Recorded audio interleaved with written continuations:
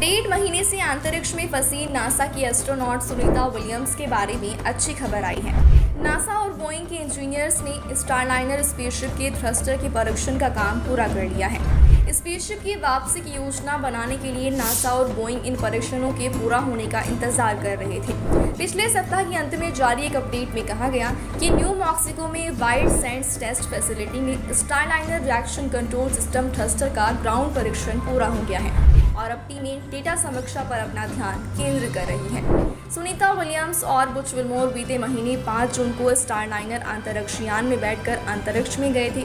दोनों को एक सप्ताह तक अंतर्राष्ट्रीय अंतरिक्ष स्टेशन में काम पूरा करके पृथ्वी पर वापसी करनी थी, लेकिन लॉन्च के बाद स्टारलाइनर में हीलियम लीक और थ्रस्टर में खराबी का पता चला था, जिसके बाद उनकी वापसी को कई बार टाला जा चुका है।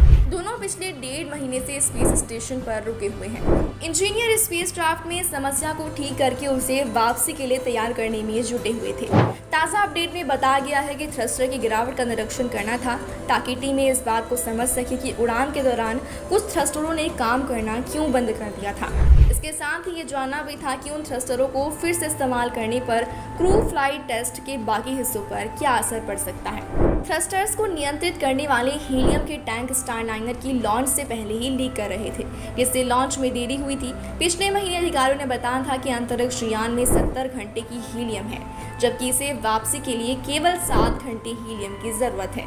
इस महीने की शुरुआत में अधिकारियों ने कहा कि अगर जरूरत पड़ी तो अंतरिक्ष यान अभी भी वापस आ सकता है। हालांकि ये भी कहा है कि ऐसा करने के लिए वो पूरी तरह से तैयार नहीं है। हालांकि इंजीनियरों ने जांच के बाद पता कर लिया है कि आखिर समस्या कैसे हुई।